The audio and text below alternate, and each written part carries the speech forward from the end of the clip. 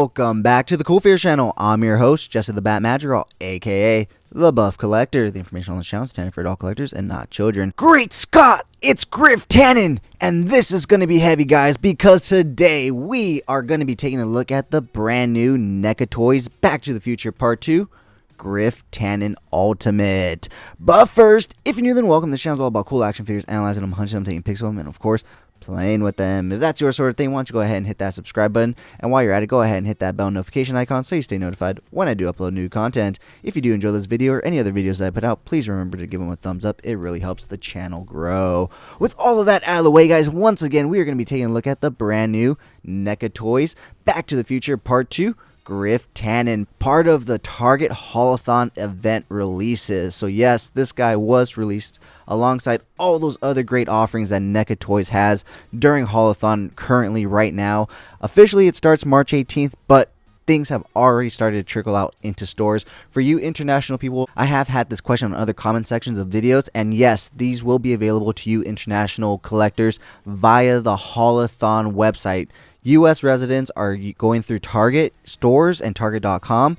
Internationally, if you're international outside the continental U.S., you go to haulathon.com, and that's where they're going to be putting stuff up online starting March 18th. So just wanted to give you guys that information just in case you guys didn't know, because like I said, I did have a few people asking if some of these would be available for international release and, you know, buying. So yeah, with that being said, guys, today we are going to be taking a look at another Neca Back to the Future Ultimate figure, and if you guys don't know by now, I am all in on this line. In fact, this is the only line that I actually collect multiples of each figure, and not to keep in box and want to open, rather so that I can display them with each head sculpt that they do come with. So if it comes with 3 head sculpts, I buy 3 so that I can have all 3 head sculpts on display. If it comes with 2, I buy 2, which in this case, he does come with 2, so I was able to get 2 at my local Target, surprisingly, the last 2 left, so that I can display him with either head sculpt. However, looking back at the scene that he's in, he wears the helmet the entire time, and the alternate head sculpt that you do get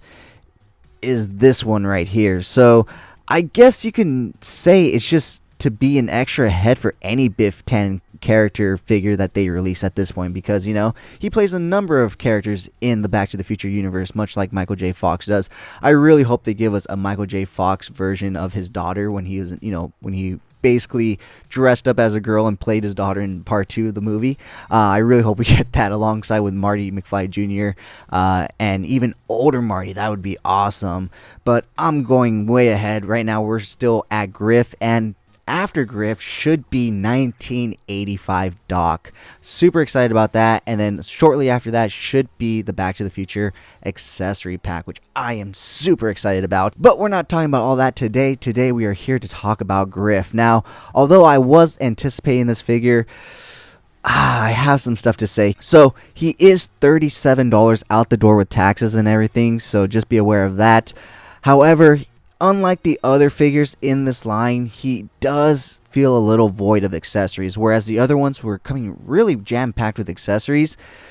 This one doesn't really come with too much, and there's a few things that he could have come with that I feel like they're holding on to put in the accessory pack, but I feel like they could have still included it with this guy. So let's go ahead and take a look at the other stuff that he does come with, because besides that alternate head, he's basically holding and using every other accessory that he does come with. So why don't we go ahead and pull him forward so we can start pulling stuff off of him. I'm going to go ahead and start with his big Pitbull board first. So let me go ahead and stand Griff up right here. He's all up to bat.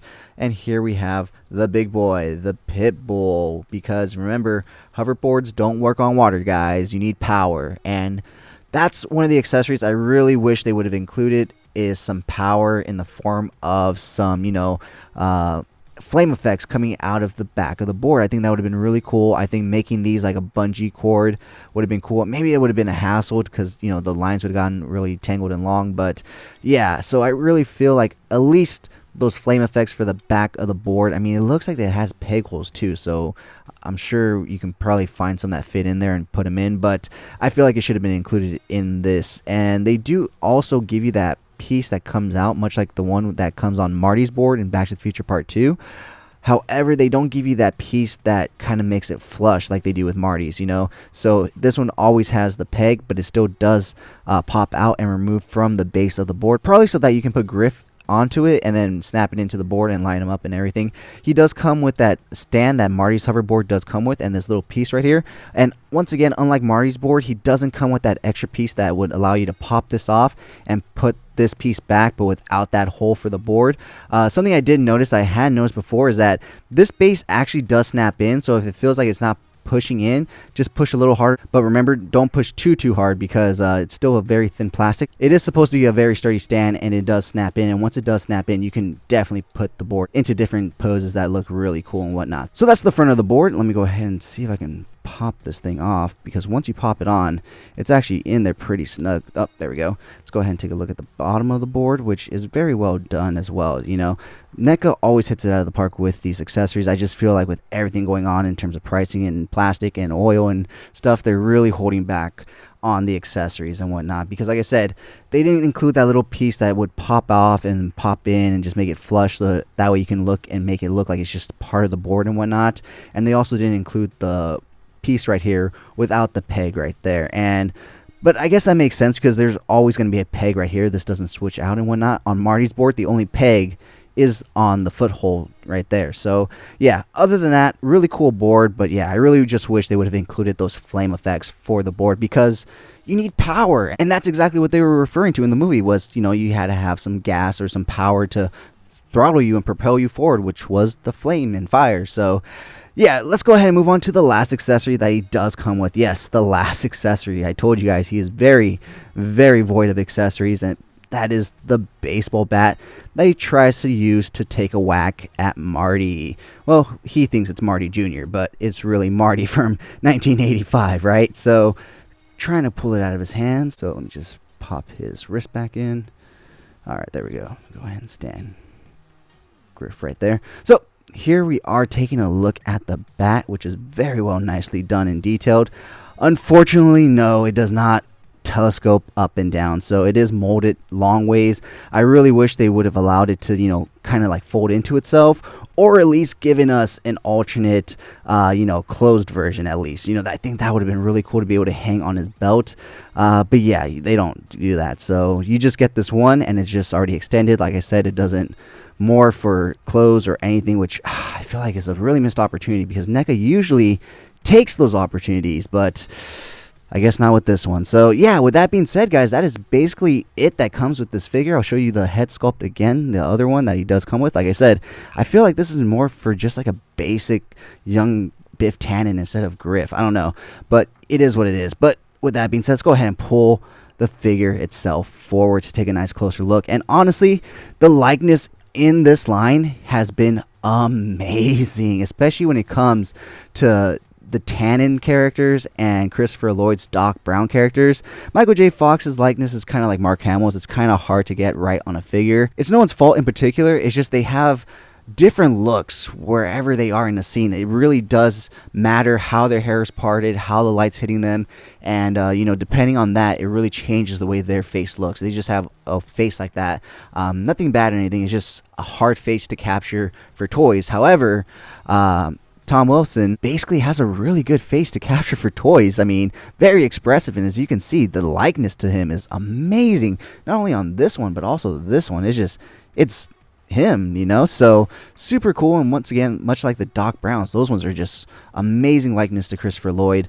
I love getting a nice closer look at his outfit from the movie, because I've noticed a lot of things I've never noticed from viewing the movie so many fucking times. And I mean, I've seen it so many fucking times. That's the only movie that shares a spot on my top 5 list with the first Back to the Future, because I can't pick between those two movies. They're just epic movies, amazing movies, and so in my opinion, they both belong on my top 5 favorite list. They're just interchangeable in my opinion, and really, if you really want to think about it in a certain way, they are just one long movie just broken up. So yeah, that's the way I like to think about it, and that's why I couldn't really consider the new Batman movie better than The Dark Knight, because not just any Batman movie is in my top 5 favorite Batman movies, it's specifically The Dark Knight for a multitude of reasons, which I can definitely get into in a different video, and most likely during my Coffee and Toys podcast. Let me know down in the comments below if you want to know that and hear all about that. But getting back to this figure right here, like I said, I noticed so much about this guy that I hadn't during the film and watching. Like, he has this chainsaw belt buckle right here. I never knew he had that. Or the radioactive symbol on his crotch, which I think that's pretty funny. The back, his belt right here, I think that's pretty cool. That's why I'm saying I really wish they would have giving us a bat so that we could have hung right here, because we didn't even see it when he walks in, so neither did Marty. That means he had it hanging from the back right there. And the cool thing about the baseball bat is I know he was hanging it, because if you can see, there's a hole at the end, so kind of like things that should hang on your belt and whatnot. The pants are very nicely done. They look like they're futuristic material, kind of like, I guess, sweatpants, but like leather sweatpants. He has a single knee pad right there, and of course his spiked out Converse boots style shoes. And of course he does have that one boxing glove, which is odd. This is the hand that goes up and down, whereas this one goes in and out, so that way if you want to point the bat at someone, you would have to use his right hand. I used his left hand in the pictures and it just didn't work out, so let me go ahead and put the bat back in his hand. So if you want to point it at someone, like he's yelling right there, so perfect. I mean, look at that. Just, that is Griff right there from the movie. That is like a scene from the movie right there. So super cool. He does have this awesome futuristic bracelet around his wrist right here, and forearm, I guess, because it doesn't just stop at the wrist. It's this whole thing. And yeah, it's a soft plastic and nice. The great thing about this figure, guys, is I did not have to heat him up whatsoever. And as you can see, I am moving him around pretty well and pretty easily. And like I said, I have not had to heat him up at all. So this is straight out of the box. So with that being said, I guess let's go ahead and move on into articulation. His head will go all the way to the right, all the way to the left. He will look down that far. He'll look up that far. Amazing head wobble and tilt right there. He does also have movement at the bottom of the neck right there. His arms will go out to a T-pose. Like I said, straight out of the box. No heating up necessary. 360 rotation, which is amazing. He does come with double hinge elbows. Look at that. Rotation at the wrist. Once again, hinging in and out on this hand, up and down on this one. Rotation at the upper waist, as well as an ab crunch down that far, ab crunch back that far. Rotation at the lower waist as well, which is really cool. My only gripe with this figure is the same that I have with the McFarlane figures, and that is the diaper look. So it does kind of look like he's wearing a diaper, but it's Griff Tannen. I don't care. Like I've said before, I never thought in a million years we'd get figures like this for the Back to the Future franchise, so I will take anything and everything that they give us at this point.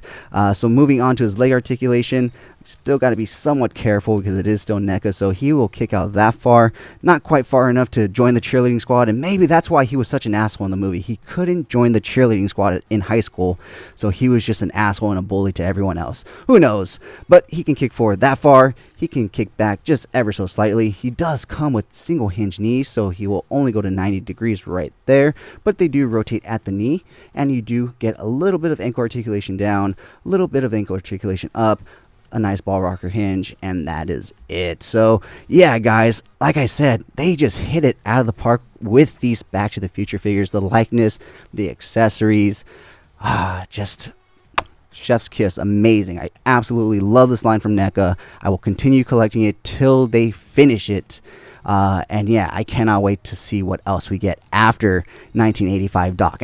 I'm excited for that. That's the figure I've been waiting for since they announced this line, They gave us Radiation Suit Marty, and I was like, where the fuck is Doc? They gave us 1988 Marty, and I was like, where the fuck is Doc? And then they finally gave us a Doc Brown, and it was 1955 Doc, which I absolutely love, and it's cool and all, but 1985 Doc, let's get it. I cannot wait, guys. I'm sure you hear the excitement in my voice. But with that being said, guys, join me every Sunday morning for Coffee and Toys, a weekly 20s Toy Talk podcast where we will go over all the latest and great toy news, reveals, pre-orders, and so much more. And join me every Wednesday on Instagram at CoolFigurez for Coffee and Toys Live, where I will speak to a new guest all about toys, toy collecting, toy hunting, toy photography, and so much more. With that being said, guys, let's go ahead and take a look at some really cool pics that I took of this guy. And if you did enjoy this video, please remember to give it a like, share, comment, and subscribe. And as always, guys, remember, where we're going, we don't need roads. Have a great fucking day.